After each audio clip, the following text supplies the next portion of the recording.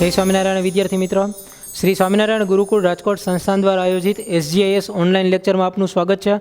આજનો આપણો ટોપિક છે દ્રાવણ કલામાંથી અધિશોષણ અને અધિશોષણના ઉપયોગો। તો પૃષ્ઠ રસાયણ વિજ્ઞાનના પહેલા લેક્ચરની અંદર, બીજા લેક્ચરની અંદર આપણે અત્યાર સુધીમાં ભણ્યા છીએ અધિશોષણ કોને કહેવાય। અધિશોષણ માટે જે સમતાપી વક્ર હતો, જે ફ્રુનલિચ સમતાપી વક્ર જેને આપણે કહીએ છીએ, એ આપણે ભણ્યા છીએ કે ભાઈ અધિશોષણ ક્યારે થાય છે, એની અંદર તાપમાનના વધારા સાથે શું ફેરફાર થાય કે એની સાથે દબાણ સાથે તાપમાન સાથે શું ફેરફાર થાય છે, એ આપણે ભણ્યા છીએ। તો હવે આપણે જોઈએ છીએ કે જે દ્રાવણ કલા હોય એમાંથી અધિશોષણ કેવી રીતે થઈ શકે।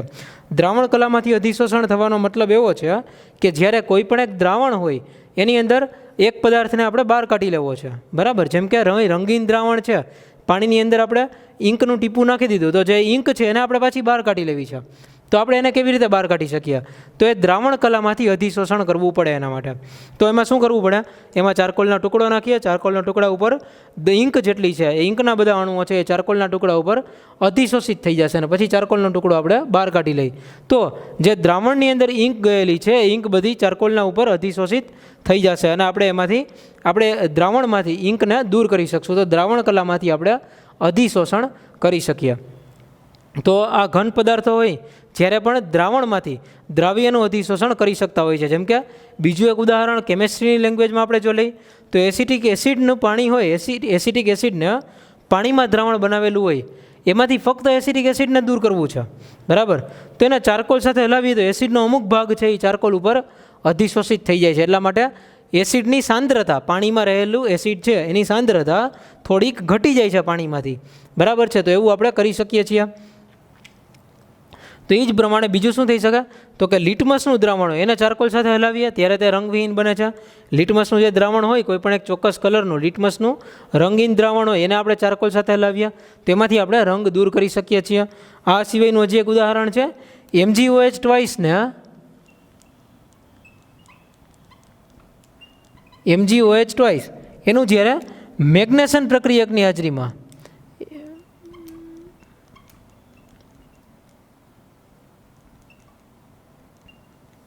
MgOH નું મેગ્નેશન પ્રક્રિયકની હાજરીમાં જ્યારે અવક્ષેપણ કરીએ છીએ ત્યારે તે વાદળી રંગ ગ્રહણ કરે છે। એટલે શું કામે થતું હોય છે? હાજરીમાં અવક્ષેપણ કરતાં તે વાદળી રંગ મેળવે છે, કારણ કે તેના ઉપર અવક્ષેપણ એટલે તેના ઉપર અધિશોષણ થતું હોય છે, બરાબર। તો દ્રાવણ કલામાંથી અધિશોષણ થતું હોય તો ત્યારે કઈ કઈ વસ્તુ લાક્ષણિકતાઓ, કઈ લાક્ષણિકતાઓને આપણે ધ્યાનમાં લેવી પડે કે જ્યારે કોઈ દ્રાવણ હોય એમાંથી આપણે અધિશોષણ કરાવતા હોઈએ। તો સૌથી પહેલી વાત છે એની લાક્ષણિકતા જોઈ તો તાપમાનના વધારા સાથે, પહેલી લાક્ષણિકતા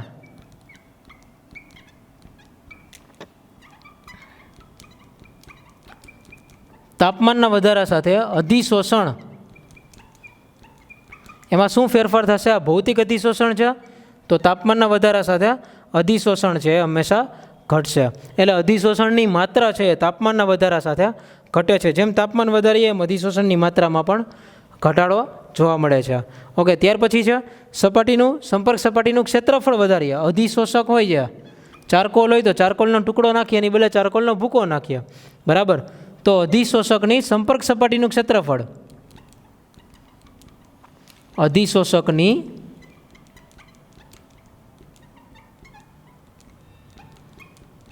સંપર્ક સપાટીનું ક્ષેત્રફળ વધે તો પણ અધિશોષણની માત્રા વધે। જો આપણે સંપર્ક સપાટીનું ક્ષેત્રફળ વધારી દઈએ તો પણ અધિશોષણની માત્રા વધે છે। અને બીજું છે એ દ્રાવ્યની સાંદ્રતા ઉપર આધાર રાખે છે, બરાબર। જેમ દ્રાવ્યની સાંદ્રતા વધે તેમ અધિશોષણ પણ વધે, દ્રાવ્યની સાંદ્રતા પર આધારિત છે। અધિશોષણની માત્રા છે એ દ્રાવણમાં રહેલા દ્રાવ્યની સાંદ્રતા ઉપર આધારિત છે કે દ્રાવ્યનું પ્રમાણ કેટલું વધારે છે। જેમ કે પાણીની અંદર એસિટિક એસિડ ઓગાળેલું હોય તો એસિટિક એસિડ એ આપણો દ્રાવ્ય છે, પાણી આપણો દ્રાવક છે। તો એસિટિક એસિડનું પ્રમાણ કેટલું વધારે છે એના ઉપર આધાર રાખશે કે અધિશોષણ કેટલું થશે, અધિશોષણની માત્રા કેટલી હશે, તો દ્રાવ્યની સાંદ્રતા ઉપર પણ આધારિત છે, બરાબર। ત્યાર પછી ચોથો પોઈન્ટ જો ગઈ તો અધિશોષક અને અધિશોષિતના સ્વભાવ ઉપર આધારિત છે. સ્વભાવ પર આધારિત તો કોના સ્વભાવ ઉપર આધારિત છે? અધિશોષક અને અધિશોષિત. એટલે કે ચારકોલ ઉપર એસિડિક એસિડનું અધિશોષણ સરળતાથી થઈ જાય, પણ નિકલ ધાતુ ઉપર એસિડિક એસિડનું અધિશોષણ થતું નથી. તો આ બંનેના સ્વભાવ ઉપર પણ આધારિત હોય છે. બરાબર. તો આ એની મેઇન અવલોકન અને મેઇન લાક્ષણિકતાઓ છે જે દ્રાવણ કલામાંથી અધિશોષણ કરતા હોય એના માટે છે. પણ દ્રાવણ કલામાંથી અધિશોષણ થતું હોય એના માટે કોઈ ચોક્કસ ક્રિયાવિધિ કે ચોક્કસ રીત જાણીતી નથી. એના માટે કોઈ ચોક્કસ રીત જાણીતી નથી. હજી સુધી આપણને એવી કોઈ રીત જોવા મળી નથી. પરંતુ ફ્રુનલીચ અધિશોષણ સમતાપીનું જે સૂત્ર છે, પરંતુ ફ્રુનલીચનું સૂત્ર એ લાગુ પાડી શકાય. ફ્રુનલીચ અધિશોષણ સમતાપીનું જે સૂત્ર છે તેને આપણે ત્યાં લાગુ પાડી શકીએ છીએ. ફક્ત એટલું જ ધ્યાન રાખવાનું છે કે જ્યારે વાયુ હતું, ઘન પદાર્થ ઉપર વાયુનું અધિશોષણ કરતા હતા, એની બદલે આ જગ્યાએ આપણે ત્યાં સાંદ્રતાને ધ્યાનમાં લેવી પડશે. જ્યાં આપણે વાયુનું દબાણ ધ્યાનમાં લેતા હતા ત્યાં હવે ત્યાં આપણે દ્રાવણની સાંદ્રતાને ધ્યાનમાં લેશું. તો એનું સૂત્ર બને છે x/m = k × C⁴ બરાબર છે. તો આપણે આને અહીંયા સાંદ્રતા ધ્યાનમાં લઈ તો થઈ શકે. અને જો આપણે એનો ઘાતાંક લઈએ તો ઘાતાંક શું આવશે? log x/m = log k + 1/n log c. Okay. તો આ રીતે આપણે એનો ઘાતાંક લેવાથી પણ આવું સમીકરણ બને છે. તો એક log x/m વિરુદ્ધ log c નો આલેખ દોરીએ તો એ પણ સીધી રેખા મળે. એની અંદર ઢાળનું મૂલ્ય 1/n મળે અને આંતરછેદ છે એ log k મળે છે. તો ફ્રુનલીચ અધિશોષણ સમતાપ રેખાનો જે એનું લાગુ પડે છે, ફ્રુનલીચની જે સમતાપી સૂત્ર છે, ફ્રુનલીચ સમતાપીનું જે સૂત્ર છે એમાં લાગુ પડે છે એવું દર્શાવે છે. કારણ કે આલેખ એની સાબિતી આપે છે.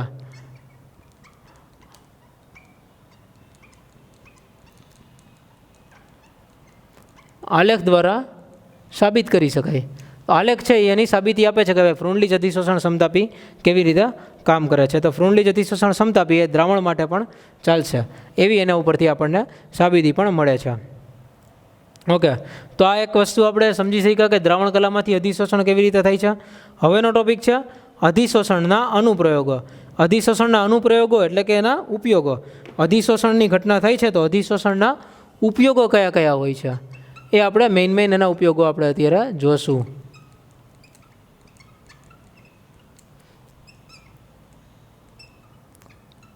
અનુપ્રયોગો અથવા ઉપયોગો.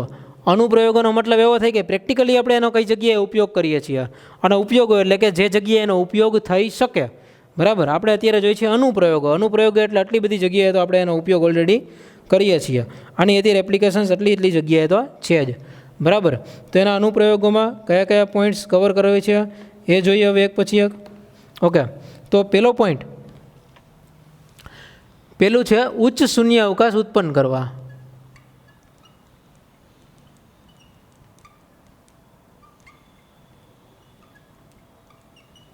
ઉચ્ચ શૂન્ય અવકાશ ઉત્પન્ન કરવો હોય એટલે કે જ્યારે આપણે કોઈ પણ એક નળીમાં શૂન્ય અવકાશ ઉત્પન્ન કરવો હોય, કોઈ એક વસ્તુમાં, કોઈ પાત્રમાં શૂન્ય અવકાશ ઉત્પન્ન કરવો હોય તો આપણે એની અંદરથી બધી હવા બહાર કાઢી લઈ. ત્યાર પછી એની અંદર ફરીથી એક ચારકોલનો ટુકડો મૂકવામાં આવે જેથી કરીને જેટલા વાયુઓ બાકી રહી ગયા છે, ઓક્સિજન છે, નાઇટ્રોજન છે, જે અમુક વાયુઓ છે જેનું સંપૂર્ણપણે આપણે શૂન્ય અવકાશ ઉત્પન્ન ન કરી શક્યા હોય તેવા વાયુઓ બાકી રહી ગયા છે એ ચારકોલના ટુકડા ઉપર કે કોઈ પણ એક પદાર્થના ટુકડા ઉપર અધિશોષિત થઈ જાય, અધિશોષણ પામે. અધિશોષણ પામે તો એવા ટાઈમે આપણે શૂન્ય અવકાશ ખૂબ જ વધારે પડતો શૂન્ય અવકાશ ઉત્પન્ન કરી શકીએ, એટલે કે સંપૂર્ણ શૂન્ય અવકાશ જેવું આપણે કરી શકતા હોઈએ. બરાબર. તો એક ઉચ્ચ શૂન્ય અવકાશ ઉત્પન્ન કરવા માટે ઉપયોગી છે અને એના માટે મોસ્ટલી આપણે ચારકોલનો ઉપયોગ કરતા હોઈએ છીએ. જો એક વાત યાદ રાખવી કે ફરજિયાત ચારકોલ એ કોઈ પણ જગ્યાએ ચાલે. ચારકોલ છે એ સૌથી સારો અધિશોષક છે, ચારકોલ, અને બીજું નામ છે સિલિકા જેલ. આ બંનેનો ઉપયોગ બહુ મોટા પાયે થતો હોય છે. એટલે ક્યાંય પણ આના ઉદાહરણ આવે તો એમાં ચારકોલ તો બધી જગ્યાએ ફિક્સ હશે જ કે ભાઈ ચારકોલ તો એ કામ કરી જ શકતો હોય. અમુક જ ઉદાહરણો એવા હશે કે જેમાં ચારકોલ ન હોય, બાકી બધી જગ્યાએ ચારકોલનો ઉપયોગ થતો જ હોય છે. ઓકે. તો ઉચ્ચ શૂન્ય અવકાશ ઉત્પન્ન કરવા એનો પહેલો ઉપયોગ. ત્યાર પછી બીજો ઉપયોગ છે ગેસ માસ્કમાં. કોલસાની ખાણમાં કામ કરતા હોય કે જે જગ્યાએ હેઝાર્ડસ વાયુઓ છે, જે નુકસાન કરતા વાયુઓ છે એ વધારે નીકળતા હોય તેવા સમયે જે કામદારો છે જે કામ કરતા હોય છે ત્યાં એ લોકો ગેસ માસ્ક પહેરતા હોય છે કે જેની અંદર ચારકોલ, સક્રિયકૃત ચારકોલ હોય એની અંદર રાખેલો હોય છે. સક્રિયકૃત ચારકોલનો મતલબ એવો થાય કે જે એક્ટિવેટેડ ચારકોલ છે.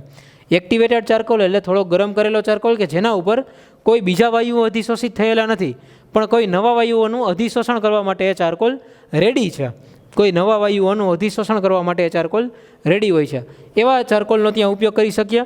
તો એ કોલસાની ખાણમાંથી નીકળતા ઝેરી વાયુઓ હોય એને બધાને શોષી લેતો હોય. તો ગેસ માસ્કની અંદર આ ઉપયોગી છે, એટલે કે ચારકોલનો ઉપયોગ થાય છે. અધિશોષણની ઘટના ત્યાં આપણે ઉપયોગ કરીએ છીએ. નેક્સ્ટ છે ભેજનું નિયંત્રણ. સિલિકા જેલ છે પાણીનો સારો એવો અધિશોષક છે. તો સિલિકા જેલ દ્વારા પાણીનું અધિશોષણ થઈ જાય અને જે વાતાવરણમાં રહેલો ભેજ છે એ ભેજને પોતાની ઉપર શોષી લે છે. તો સિલિકા જેલ છે, પછી એલ્યુમિના જેલ છે કે એલ્યુમિનિયમ જેલ છે, એનો ઉપયોગ આપણે એની અંદર કરી શકીએ છીએ. સિલિકા જેલ જે તમે જોયું હશે ઇલેક્ટ્રોનિક સાધનોની અંદર એક નાના પેકેટમાં આવતા હોય છે, બરાબર. જે સિલિકા જેલ હોય એ આજુબાજુમાં રહેલા ભેજના અણુઓ છે એને પોતાની અંદર અધિશોષણ કરી લે છે, એનું અધિશોષણ કરી લે છે, જેથી કરીને તે પદાર્થ કે જે આપણો ઇલેક્ટ્રોનિક સાધન છે એને ભેજની કોઈ અસર થાય નહીં ને એનાથી બચેલું રહે. તો આપણે ભેજનું નિયંત્રણ કરવા માટે આપણે એનો ઉપયોગ કરીએ છીએ સિલિકા જેલ કે એલ્યુમિના જેલનો. ઓકે, ત્યાર પછીનો પોઈન્ટ છે દ્રાવણમાંથી રંગીન દ્રવ્યને દૂર કરવા માટે. દ્રાવણમાંથી રંગીન દ્રવ્યને દૂર કરવા. તો આપણે હજી આગળના ટોપિકમાં વાત કરી કે દ્રાવણ કલામાંથી અધિશોષણ કરીએ છીએ.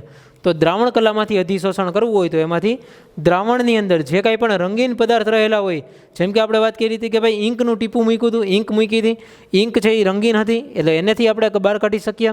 ખાંડનું દ્રાવણ હોય તો પીળા કલરનું દ્રાવણ હોય એમાંથી આપણે પીળો કલર દૂર કરી શકીએ. તો એના માટે પણ આપણે રંગીન દ્રવ્યને દૂર કરવા માટે આવા કોઈ અધિશોષકનો ઉપયોગ કરી શકીએ.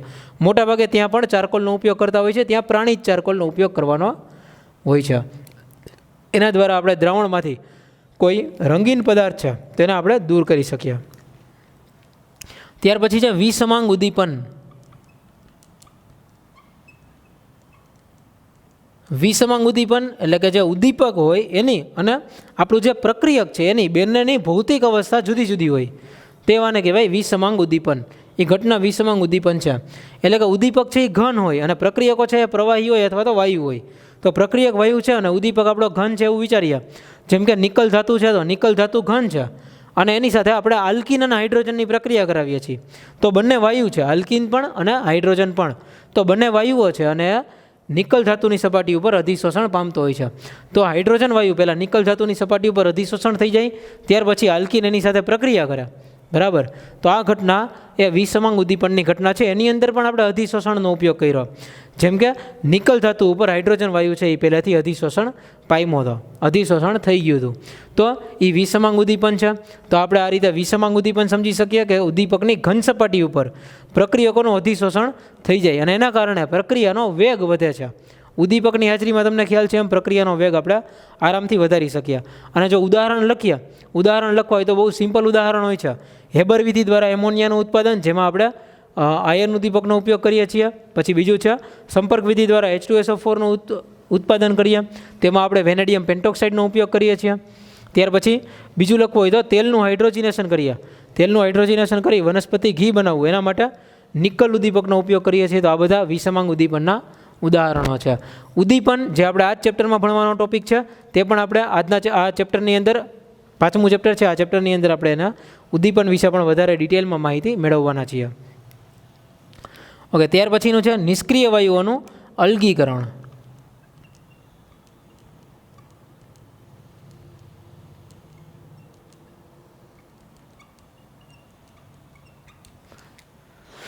નિષ્ક્રિય વાયુઓનું અલગીકરણ. તો ચારકોલ વડે વાયુઓના અધિશોષણમાં તફાવત થાય એના કારણે ઉમદા વાયુઓના મિશ્રણને આપણે જુદા જુદા તાપમાને અલગ કરી શકીએ છીએ, બરાબર. કે આપણે જે ઉમદા વાયુઓ છે, જે નિષ્ક્રિય વાયુઓ છે, 18મા સમૂહના વાયુઓ, એને આપણે ચારકોલ દ્વારા અલગ કરી શકીએ. અલગ અલગ તાપમાને એનું અધિશોષણનું પ્રમાણ વધારે કે ઓછું હોય એના આધાર ઉપર આપણે બધા વાયુઓને એકબીજાથી અલગ કરી શકીએ. કે પહેલાં હાઇડ્રોજન છે કે ભાઈ હિલિયમ છે એ છેલ્લે અધિશોષિત થયો, ત્યાર પછી પહેલાં છે એ નિયોન થઈ ગયો, પછી આર્ગોન થઈ ગયો. તો આ રીતે આપણે એના અધિશોષણ દ્વારા બધા વાયુઓને અલગ કરી શકતા હોઈએ, બરાબર. આના માટે નાળિયેરનો ચારકોલ જોઈએ. ચારકોલના પ્રકાર કેટલા હોય છે એના વિશે પછી આપણે જ્યારે કાર્બન ફેમિલી ભણીએ 11મા ધોરણમાં ત્યારે એના વિશે તમે ડિટેલમાં માહિતી મેળવેલી હશે કે ભાઈ ચારકોલના પ્રકાર કેટલા કેટલા હોય, કોલસાના પ્રકાર કેટલા કેટલા હોય, કેવી રીતે બનાવતા હોય, એની માહિતી તમે ત્યાંથી મેળવેલી છે. આ ચેપ્ટરની અંદર તમારે ફક્ત એ નામને ધ્યાનમાં રહેવાના છે. ત્યાર પછી છે રોગ મટાડવા માટે. તો જો રોગ મટાડવા માટે અધિશોષણની ઘટનાનો ઉપયોગ કેવી રીતે કરાય, તો જે આપણે દવાઓ લેતા હોય છે, જે ઔષધો લેતા હોય છે, તે શું કરતા હોય છે, ઔષધો છે તે જીવાણુઓને પોતાની ઉપર અધિશોષિત કરી લે. ઔષધો છે, જે દવા છે, એ દવા બેક્ટેરિયાને કે ફૂગને કે જે જીવાણુ છે જેના કારણે રોગ થાય છે, એ રોગને રોગના જીવાણુઓને પોતાની સપાટી ઉપર અધિશોષિત કરી લે છે અને જીવાણુઓ ત્યાર પછી નાશ પામે છે. તો રોગને આપણે ક્યોર કરી શકીએ, રોગને આપણે મટાડી શકીએ. તો રોગને મટાડવા માટે પણ અધિશોષણની ઘટનાનો આપણે ઉપયોગ કરીએ છીએ, જે મેડિકલ સાયન્સનો વિષય છે. ત્યાર પછી છે ફીણ પ્લવન પદ્ધતિ. ફીણ પ્લવન પદ્ધતિ આ તમે ખૂબ જ ઇમ્પોર્ટન્ટ પદ્ધતિ 10મા ધોરણની અંદર ભણેલી છે. ફીણ પ્લવન પદ્ધતિ કે જેના દ્વારા તમે સલ્ફાઇડવાળી કાચી ધાતુઓને અલગ કરી શકો છો. બરાબર, કાચી ધાતુઓ જ્યારે અલગ કરવાની હોય, કાચી ધાતુઓમાંથી આપણે ધાતુ મેળવતા હોય, ધાતુ કર્મ વિધિ પ્રક્રિયા કરતા હોય, ત્યારે ફીણ પ્લવન પદ્ધતિનો સૌથી વધુ ઉપયોગ કરતા હોય છે. કે જે સલ્ફાઇડ કાચી ધાતુ હોય એને સિલિકાથી અને અન્ય દ્રવ્યથી અલગ કરી અને આ પદ્ધતિથી એને સંકેન્દ્રિત કરવામાં આવે છે. આમાં શું કરવાનું હોય, પાઇન ઓઇલ અને ફીણ ઉત્પન્નકારક પ્રક્રિયક હોય, એ બધાને આપણે વાપરતા હોઈએ છીએ. આના વિશે તમે 6ઠ્ઠા ચેપ્ટરની અંદર વધારે માહિતી મેળવશો. પણ ફીણ પ્લવન પદ્ધતિમાં જે ફીણ બને છે એની ઉપર એ ધાતુ, કાચી ધાતુ છે કે પાઇન ઓઇલ છે, ઓઇલ ઉપર છે એ કાચી ધાતુ સંકેન્દ્રિત થઈ જાય છે, અધિશોષિત પામે છે. ઓઇલ ઉપર અધિશોષણ થઈ જાય અને ત્યાર પછી એ ફીણ દ્વારા બહાર આવી જતી હોય છે. નેક્સ્ટ ઉપયોગ છે એનો અધિશોષણ સૂચકો.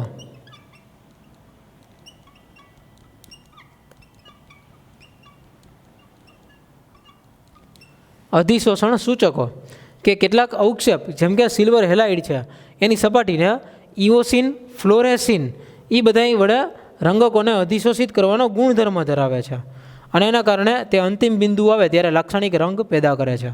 એટલે કે અહીંયા ઇઓસિન છે કે પછી ફ્લોરેસિન છે, આના જેવા પદાર્થો, આના જેવા સૂચકો છે એ આપણે આપણા દ્રાવણમાં ઉમેરવાના હોય, જેથી કરીને જ્યારે અંતિમ બિંદુ મળે, જ્યારે આપણે ટાઇટ્રેશન કરતા હોય, અંતિમ બિંદુ મળે ત્યારે આપણો અવક્ષેપ છે એ એકદમ રંગીન થઈ જાય. રંગીન થઈ જાય તો એ અધિશોષણ એમાં પામ્યું એટલા માટે તેને રંગીન થઈ જાય છે. તો એક ચોક્કસ ગુણધર્મ, ચોક્કસ રંગ દેખાડે તો આપણને ખબર પડે કે આ ટાઈમે આપણું જે તટસ્થીકરણ છે, જે પ્રક્રિયા છે, આપણું જે એન્ડ પોઈન્ટ છે ત્યાં આવી ગયું છે, અંતિમ બિંદુ આપણું પહોંચી ગયું છે. તો આ અધિશોષણ સૂચકો એમાં આપણે ઉપયોગ કરી શકીએ. ત્યાર પછી નેક્સ્ટ છે ક્રોમેટોગ્રાફીમાં. ક્રોમેટોગ્રાફી જે છે એ ક્રોમેટોગ્રાફી આખો જ વિષય, ક્રોમેટોગ્રાફી આખો ટોપિક અને આખો કન્સેપ્ટ, જે આખો નવો મોટો કન્સેપ્ટ છે ક્રોમેટોગ્રાફી, એ આખો કન્સેપ્ટ ફક્ત અધિશોષણ ઉપર આધારિત છે. બરાબર, તો અધિશોષણના પરિઘટના ઉપર આધારિત ક્રોમેટોગ્રાફી જેટલું છે એની અંદર ખૂબ જ ડિટેલ છે અને બધી જ ક્રોમેટોગ્રાફીની અંદર પાયામાં અધિશોષણની ઘટના રહેલી છે. ક્રોમેટોગ્રાફી ઘટના શું છે એના વિશે તમે 6ઠ્ઠા ચેપ્ટરની અંદર વધારે ડિટેલમાં માહિતી મેળવશો. પણ અત્યારે તમારે સિલેબસ મુજબ તમારે એની માહિતી ડિટેલમાં પણ થોડીક લિમિટેડ લેવાની જ રહેશે, એના કરતાં વધારે માહિતી લેવાની રહેશે નહીં. ઓકે, તો આ ક્રોમેટોગ્રાફી, આ અધિશોષણના અનુપ્રયોગો હતા કે કેટલી જગ્યાએ આપણે એનો ઉપયોગ કરવા માંડ્યા. પહેલો હતો ઉચ્ચ શૂન્યાવકાશ ઉત્પન્ન કરવા માટે, બીજું છે ગેસ માસ્કમાં જે ઝેરી વાયુઓના અધિશોષણ માટે, નેક્સ્ટ ભેજનું નિયંત્રણ કરવા માટે સિલિકા જેલ કે એલ્યુમિના જેલ, દ્રાવણમાંથી રંગીન દ્રવ્યને દૂર કરવા માટે, નેક્સ્ટ વિસમાંગ ઉદ્દીપન તરીકે, વિસમાંગ ઉદ્દીપનમાં આપણે અધિશોષણના ઘટનાનો ઉપયોગ કરીએ છીએ. નિષ્ક્રિય વાયુઓને અલગ કરવા માટે અધિશોષણનો ઉપયોગ કરી શકીએ. રોગને મટાડવા માટે પણ અધિશોષણનો ઉપયોગ થઈ શકે. ફીણ પ્લવન પદ્ધતિમાં ઉપયોગ કરીએ છીએ. અધિશોષણ સૂચકો પણ ઘણા બધા હોય છે, ઇઓસિન, ફ્લોરેસિન જેવા, અને ક્રોમેટોગ્રાફીમાં પણ આપણે અધિશોષણ ઘટનાનો ઉપયોગ કરીએ છીએ. તો આજના લેક્ચરમાં આપણે ભણ્યા દ્રાવણ કલામાંથી અધિશોષણ અને અધિશોષણના ઉપયોગો, જે તમારી ટેક્સ્ટબુકના ટોપિક નંબર 5.1.5 અને 5.1.6 છે. આ તમારે એક વખત ટેક્સ્ટબુકમાંથી એને જોવાના છે. અને આની પહેલાંના લેક્ચરમાં જે કર્યા હતા એ 5.1.3 અને 5.1.4 એને પણ તમે અત્યાર સુધીમાં વાંચી લીધા હશે. તો આજે આ બે ટોપિક આપણે ભણ્યા છે, આને તમારે ટેક્સ્ટબુકમાંથી આજે એક વખત જોઈ લેવાના છે. તો આજનો લેક્ચર અહીંયા સુધી રાખીએ. હવે અહીંયા અધિશોષણ છે એ આખું કમ્પ્લીટ થયું છે. તો નેક્સ્ટ લેક્ચરમાં આપણે શરૂ કરશું ઉદ્દીપન, કેટાલિસિસ. બરાબર છે, નવો ટોપિક શરૂ કરશું જેનું નામ છે ઉદ્દીપન. આજનો લેક્ચર અહીંયા સુધી. Thank you. જય સ્વામિનારાયણ.